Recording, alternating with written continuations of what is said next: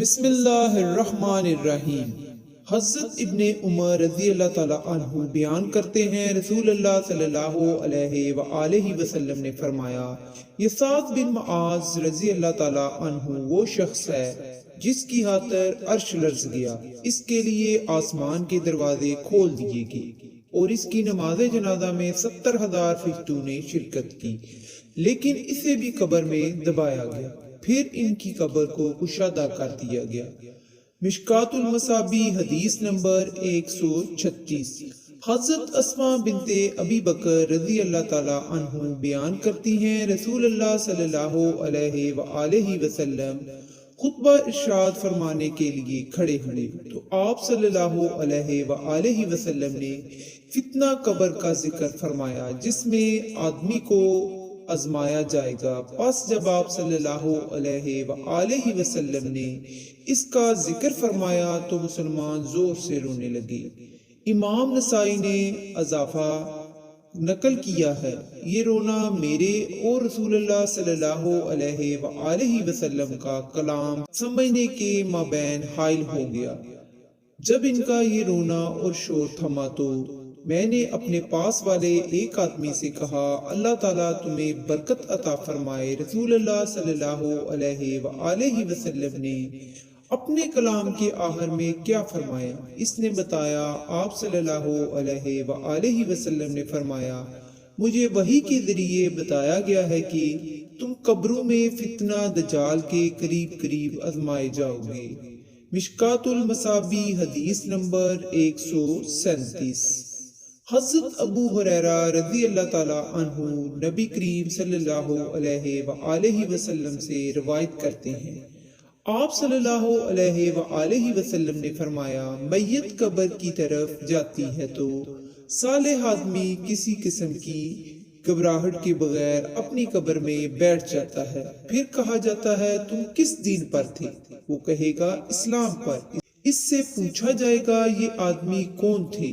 وہ کہے گا اللہ کے رسول محمد صلی اللہ علیہ وآلہ وسلم، وہ اللہ کی طرف سے معجزات لے کر ہمارے پاس تشریف لائے تو ہم نے ان کی تصدیق کی۔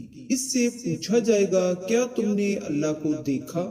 وہ جواب دے گا کسی کے لیے دنیا میں اللہ کو دیکھنا صحیح و لائق نہیں۔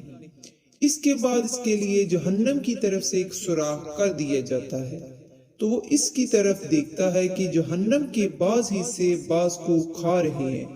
اسے کہا جاتا ہے اسے دیکھو جس سے اللہ نے تمہیں بچا لیا۔ پھر اس کے لیے جنت کی طرف ایک سوراخ کر دیا جاتا ہے تو وہ اس کی اور اس کی نعمتوں کی رونق و خوبصورتی کو دیکھتا ہے تو اسے بتایا جاتا ہے کہ یہ تمہارا مسکن ہے، تم یقین پر تھے، اسی پر تم فوت ہوئے اور انشاءاللہ تم اسی پر اٹھائے جاؤ گے۔ پھر برے آدمی کو اس کی قبر میں بٹھایا جائے گا تو وہ بہت گھبرایا سا ہوگا۔ اس سے پوچھا جائے گا تم کس دین پر تھے؟ تو وہ کہے گا میں نہیں جانتا۔ پھر اس سے پوچھا جائے گا یہ شخص کون تھے؟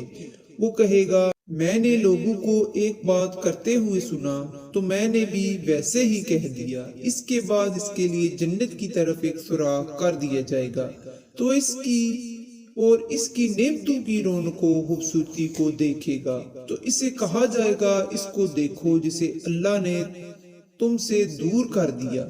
پھر اس کے لیے جہنم کی طرف ایک سوراخ کر دیا جائے گا تو وہ اسے دیکھے گا کہ اس کا بعض حصہ بعض کو کھا رہا ہے۔ اسے کہا جائے گا یہ تیرا ٹھکانہ ہے، تو شک پر تھا، اسی پر فوت ہوا اور انشاءاللہ اسی پر اٹھایا جائے گا۔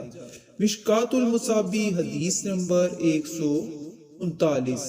حضرت عائشہ رضی اللہ تعالی عنہا بیان کرتی ہیں، رسول اللہ صلی اللہ علیہ وآلہ وسلم نے فرمایا، جس نے ہمارے اس امر دین میں کوئی ایسا کام جاری کیا جو کہ اس میں نہیں، وہ مردود ہے۔ مشکات المصابی حدیث نمبر 140۔ حضرت جابر رضی اللہ تعالیٰ عنہ بیان کرتے ہیں، رسول اللہ صلی اللہ علیہ وآلہ وسلم نے فرمایا، حمد و ثنا اور صلاۃ و سلام کے بعد سب سے بہترین کلام اللہ کی کتاب ہے اور بہترین طریقہ محمد صلی اللہ علیہ وآلہ وسلم کا طریقہ ہے۔ بدترین امور وہ ہیں جو نئے جاری کیے جائیں اور ہر بدعت گمراہی ہے۔